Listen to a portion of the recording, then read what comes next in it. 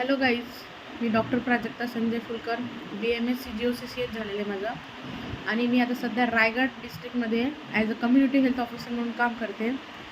Me family physician and गायनॅकचं पण as अ गायनॅकॉलॉजिस्टसुद्धा काम करत असते. मी माझं काही UG एक्सपिरियन्स आहे ते तुम्हाला सगळ्यांना शेअर करणार आहे.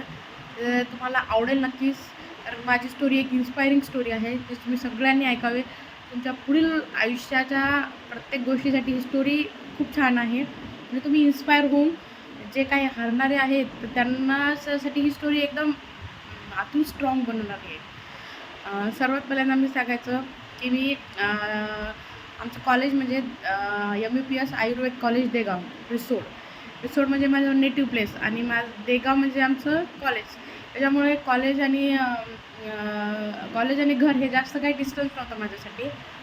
10 ते 20 किलोमीटरच्या अंतरावर माझं कॉलेज होतं. त्याच्यामुळे आम्ही डेली स्कूटीवर येणं जाणं असं असायचं. माझे एक्सपिरियन्स शेअर करायचे म्हणजे मी फर्स्ट इयर BMSला MUPS आयुर्वेद कॉलेज देगाव इथे ॲडमिशन घेतलं. मेन म्हणजे मी MBBSची स्टुडंट होती. मला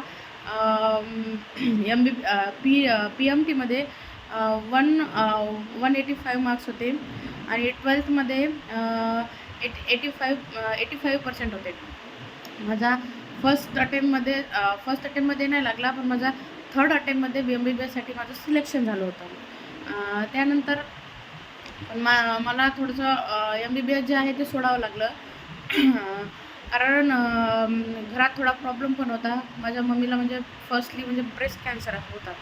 त्यामुळे आणि मी सिंगल पॅरेंट चाइल्ड असल्यामुळे मला मम्मीकडे पूर्णपणे लक्ष द्यावं लागलं.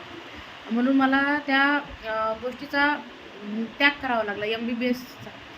पण लकीली हे कॉलेज माझ्या घराच्या बाजूलाच होतं. त्याच्यामुळे माझ्या घरच्यांचा सगळा फोर्स होता की मला डॉक्टरच व्हायचं होतं. मग इकडे तिकडे जाण्यापेक्षा मी आपल्या MUPS आयुर्वेद कॉलेज देगाव इथे ॲडमिशन घेतलं होतं. फर्स्टली माझा फर्स्ट अटेम्प्ट BMSला असताना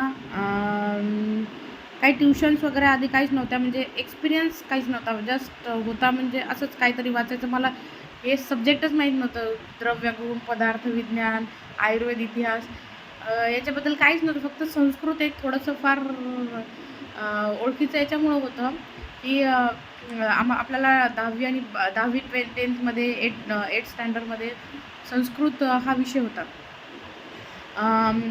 त्याच्यामुळे थोडं संस्कृत जे होतं तर